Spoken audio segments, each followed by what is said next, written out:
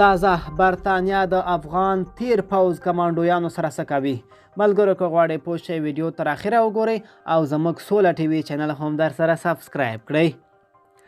برطانیه د افغان پوځ د پخوانیو کمانډویانو د جذب په لټه کې ده. راپور وایي چې په برطانیه د افغان پوځ د هغو کمانډویانو د جذب په لټه کې ده چې واک ته د اسلامي امارت له رسېدو سره سم له هیواده وتلي دي. بزنس اسنډر ویلي چې برطانیه غواړي له یادو پوځیانو څخه په خپل پوځ کې د ځانګړو عملیاتو یو واحد تشکیل کړي. راپور کاږي چې امریکا ډیری هغه کمانډویان له ځان سره ایستلي دي چې په وروستیو کې له طالبانو سره سختې جګړې کړې دي. راپور کې دغه راز راغلی دی. بلخوا برطانیه چې د سلګونو افغانانو کوربه دی پلان لري چې د افغان کمانډویانو څخه د خپل پوځ په لیکو کې د ځانګړي عملیاتو لپاره یوه ځانګړې ډله جوړه کړي.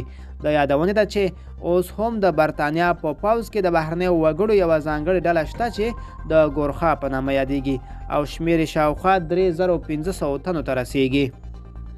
ملګرو دا به زموږ چمتو شوي ویډیو د لا ښکلي ویډیوګانو لپاره زموږ سوله ټي وي چینل سره اوسئ. تر بلې ویډیو ښه وخت ولرئ.